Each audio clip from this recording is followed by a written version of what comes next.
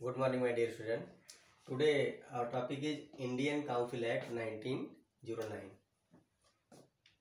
So, as we know, our previous classes, Indian Council Act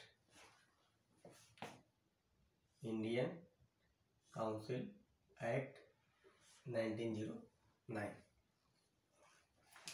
According to this act, इसमें क्या होता है इस एक्ट में कि जो सेंट्रल लेजिस्लेटिव काउंसिल थी, उस सेंट्रल लेजिस्लेटिव काउंसिल, इसका क्या काम था? सेंट्रल लेजिस्लेटिव काउंसिल का इसमें विचार विमर्श होता था। जो हमारा सेंट्रल की जो व्यवस्था थी, जैसे सेंट्रल और स्टेट की, जैसा कि प्रीवियस क्लास में हम लोग डिस्कस किए हैं, जो सेंट्रल की चीज़ें थी, सेंट्रल के सब्जेक्ट मैटर थे, वह जो सेक्रेटरी ऑफ स्टेट के अंडर में कौन होता था? गवर्नर जनरल, उसकी प्रमुखता थी। और जो स्टेट में था, वहाँ जो गवर्नर था, उसकी प्रमुखता थी। ये सारी जो सुपरसीड कर सकता था बहुत सारी चीज़ों को। तो जो सेंट्रल लेजिस्लेटिव काउंसिल थी, उसमें इस एक्ट के द्वारा क्या किया गया? इसमें इलेक्शन का प्रोसेस रखा गया। पहले क्या था? पहले उसमें सिलेक्शन था, अब क्या हो गया? इलेक्शन था। और उसमें पहले सिलेक्शन और नॉमिनेशन था, नॉमिनेट होते थे व्यक्ति और सेलेक्ट होते थे। अब क्या हो गया? इलेक्शन आ गया। लेकिन इलेक्शन होने के बावजूद भी उसमें जो गवर्नमेंट मेजॉरिटी थी वो बनी रही, यानी जो नंबर थे उसमें मैक्सिमम नंबर किसके थे? जो गवर्नमेंट के लोग थे। और जो स्टेट में हुआ, जो स्टेट लेजिस्लेटिव काउंसिल थी, वहाँ भी ये प्रोसेस अपनाया गया। यानी जो इंडियन काउंसिल एक्ट 1909 था, या जो दोनों 2 टियर सिस्टम था, यानी सेंट्रल और स्टेट दोनों के लिए था। और इसमें भी इलेक्शन लाया गया। लेकिन यहाँ पे क्या हुआ? इसमें कुछ प्राइवेट मेंबर शामिल किए गए, प्राइवेट मेंबर ऐड किए गए। और यहाँ पर जो गवर्नमेंट मेजॉरिटी थी वो कोलैप्स, यानी खत्म हो गई। यहाँ गवर्नमेंट मेजॉरिटी नहीं रही। गवर्नमेंट मेजॉरिटी यानी गवर्नमेंट के जो लोग थे। अब क्या हुआ? इस जो स्टेट में था, वहाँ पे जो जब प्राइवेट मेंबर वहाँ मेजॉरिटी में आ गए, तो उनके पास कुछ राइट है। क्योंकि जब उनको इस 1909 का जो एक्ट था, इसका मतलब ही था कि धीरे धीरे रिप्रेजेंटेशन की व्यवस्था दी जाए, जिससे जो है विद्रोह ना हो और लोगों को यह समझ रहे कि हमारा भी रिप्रेजेंटेशन वहाँ हो रहा है, हमारे प्रतिनिधि वहाँ जा रहे हैं और वह कार्य कर रहे हैं जो हमारे भारत के लिए अच्छा है, हमारे स्टेट के लिए अच्छा है, देश के लिए अच्छा है। तो ये लोग अब जब यहाँ पे आए तो प्राइवेट मेंबर, इसमें क्या राइट इनको मिला कि ये जो बजट था, जो बजट वर्ड है, बजट क्या होता है? ये जो एनुअल जो होता है, जो हमारा खर्चा होता है, हमारा इनकम होता है, यानी एक तरह से आप कह सकते हैं कि आय व्यय का जो डाटा होता है साल भर का, उसे हम बजट कहते हैं। और हमको हमारे कॉन्स्टिट्यूशन में इसको क्या कहा गया है? वार्षिक वित्तीय विवरण, यानी एनुअल फाइनेंशियल रिपोर्ट इसे कहा गया है। क्या कहा गया? Annual financial report, article 1112। Article 1112 में इसको एनुअल फाइनेंशियल रिपोर्ट कहा गया है, वार्षिक वित्तीय विवरण, यानी लेखा जोखा है साल भर का। तो ये जो बजट था, अब जो प्राइवेट मेंबर यहाँ पे मेजॉरिटी में आ गए तो उस पर वो डिस्कशन कर सकते थे। ये कहाँ पे लागू हुआ? ये स्टेट में, जो स्टेट में सिस्टम था, यानी स्टेट लेजिस्लेटिव जो काउंसिल थी, इसमें प्राइवेट मेंबर बजट पे चर्चा कर सकते थे। लेकिन जो सेंट्रल असेंबली थी, सेंट्रल लेजिस्लेटिव असेंबली, वहां पे इलेक्शन का प्रोसेस तो हुआ, लेकिन गवर्नमेंट मेजॉरिटी अभी भी बनी रही।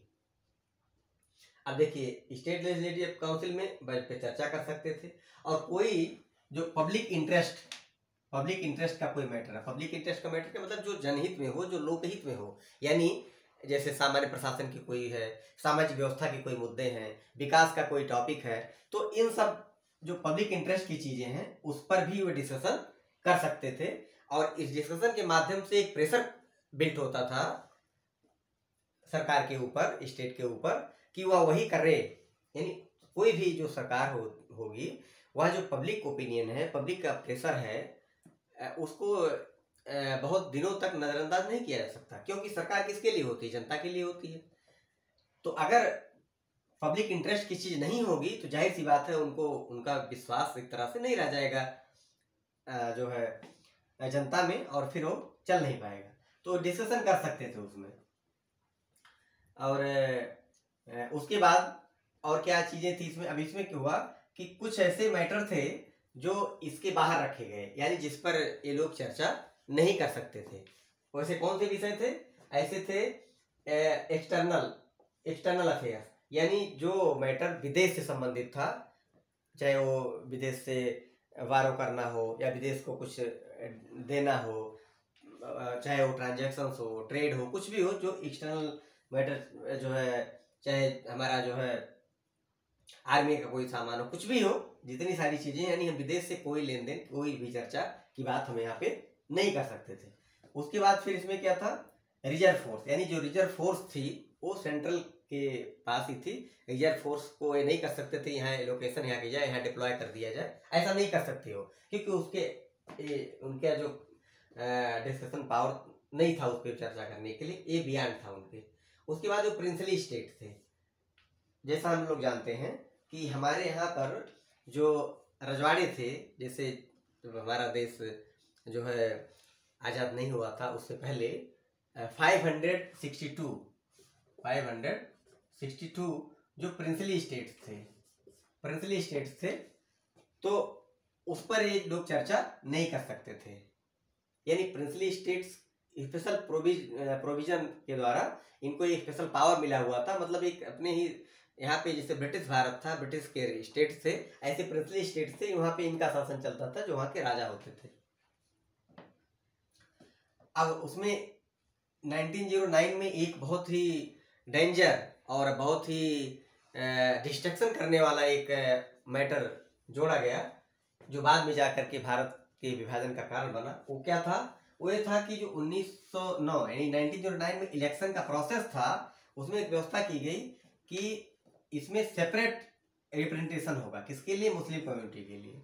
क्या किया गया? मुस्लिम कम्युनिटी के लिए सेपरेट जो रिप्रेजेंटेशन होगा, यानी उनके लिए अधिक। आप बताइए, एक देश एक विधान, यहाँ क्या हुआ?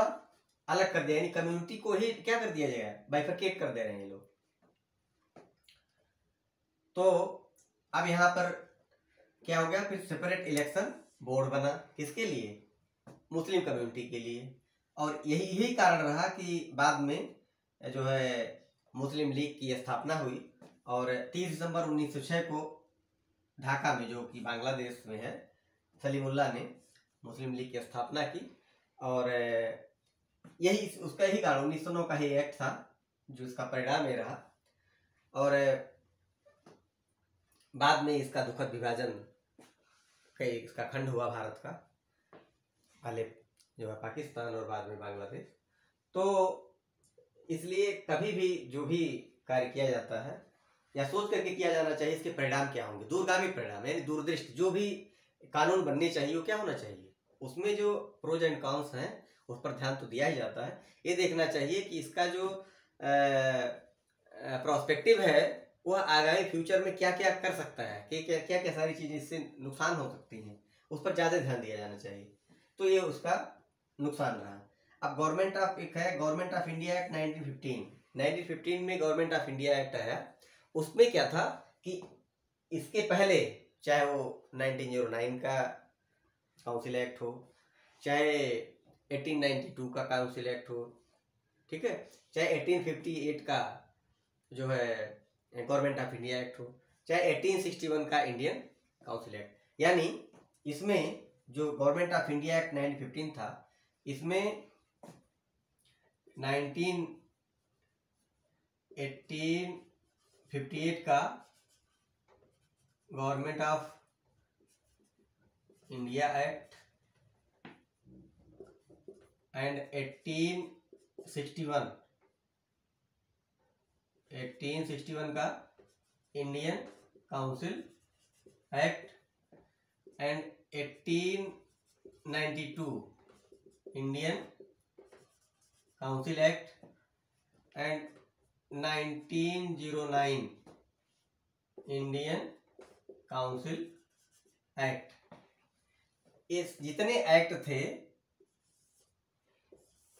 इन सबको क्या किया गया, इंटीग्रेट कर दिया गया। इनका इंटीग्रेशन हुआ किसमें, government of India act 1915 government of India act, इसमें इंटीग्रेशन कर दिया गया। ये क्यों किया गया, इसलिए किया गया कि अभी तक जितने भी एक्ट आए थे, जितने भी कानून बनाए गए थे, वो सब एक ही जगह पे मिल जाए और उसमें एग्जीक्यूटिव, लेजिस्लेटिव और जुडिशरी, यानी जो तीनों चीजें हैं कहाँ मिल जाए, एक जगह पे मिल जाए। हमको एक जगह पे वो मिल जाए, जितने भी सारी चीजें, बार बार हमको सबको देखना ना पड़े, और जो चीजें हो उसमें से जो हमारे लिए ठीक हो उसको अडॉप्ट किया जाए।